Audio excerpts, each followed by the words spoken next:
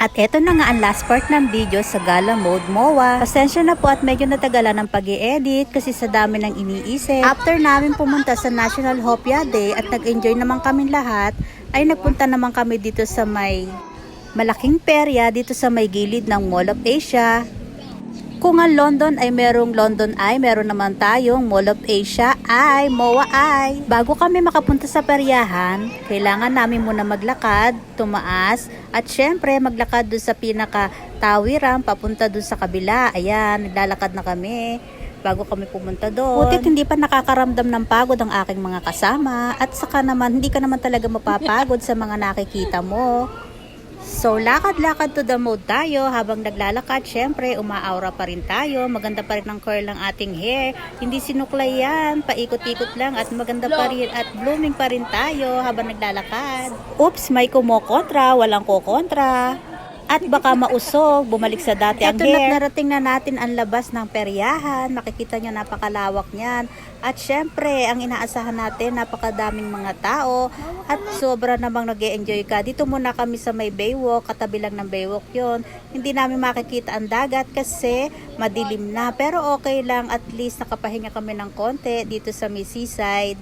Habang nagkukwentuhan kami ni Hana dito sa may gilid at nakaupo kami nagre-relax-relax, ang daming tanong ng bata, syempre. At ako naman, iniikot-ikot ko tong aking camera para makita ninyo ang view na sobrang liwanag dito sa aming paligid. Marami pa ring tao dito, mga magda-darling, magsi-sweetheart, nakaupo dito sa mga gilid-gilid. At dito tayo sasakay mamaya. Tingnan nyo guys, nakakatakot. Charan! Charot lang! Ang lakas naman ng loob ko, sasakay ako dyan. Baka mamaya pagsakay ko pa lang dyan, himatayin na ako sa takot. Kaya hanggang panood lang tayo dyan sa mga ganyan. Ito ang ating MOA Eye. At syempre, ang maraming tao, maraming mga sakayan ng mga bata. Meron ditong bike, inuupahan, at meron mga scooter. Pero hindi na kami nag-umupa kasi medyo mahal ang kanilang rate. Pero ayan, tingnan nyo naman guys, oh, nakaka-amaze. Oh. Ano kaya guys, pag ano niyan, biglang lumusot sa taas. Ay naku, nakakatakot talaga, nakaka-lurky. Parang hinahalukay ang buong bituka mo niyan. Grabe, sigurado pagkatapos niyan, suka kayo to the max dyan. Ayoko, gusto ko lang, tingnan lang yan. Pero maganda guys. Ay, yun na, oh guys, oh. Diba? After sumakay ni Hana dito sa may Bumblebee, hindi ko na lang nakuwanan, nabura yata yung aking video dito yung pagsakay nila sa Bumblebee.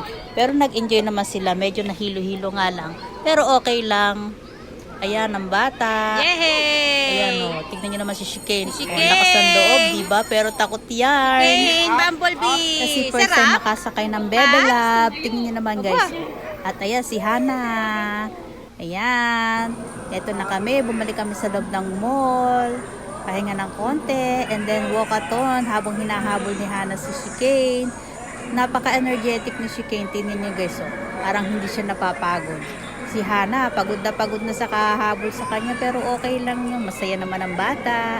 So ayan guys, so tingnan niyo, oh. Diba? Pagod na talaga ang anak ko, napalahod na sa paghabol kay Chicane. Pero okay lang yan. At ayan, picture taking muna kami dito sa may malaking bear. At napakaganda naman dito sa pinakataas. Sayang, hindi namin naabutan yung open ng playground daw dito sa taas. Kaya ayan o. Umikot-ikot na lang kami habang nag-iintay ng oras, and then maya-maya gogora na rin kami pa uwi. Ayan, picture taking muna kami dyan sa malaking bear. Happy si Chicane. Ayan, nagkakasundo silang dalawa ni Hana. Tingnan nyo naman guys, napaka-energetic pa rin ang Bebe Lab namin. Tingnan nyo, kumapa ng pamaypay habang nagpapahabol dyan kay Hana. Tingnan nyo, At syempre, super happy naman din si Hana na nilalaro niya si Chicane. Kahit na sobrang pagod na yan, talaga naman, binibigyan pa rin niya ang kanyang energy para sa paghabol sa batang makulit. Ayan laki-laki ng bear guys. Tingnan nyo, nakakatuwa. Ang sarap pagpa-picture dyan. It's closing time na. Ayan na po, uuwi na po kami.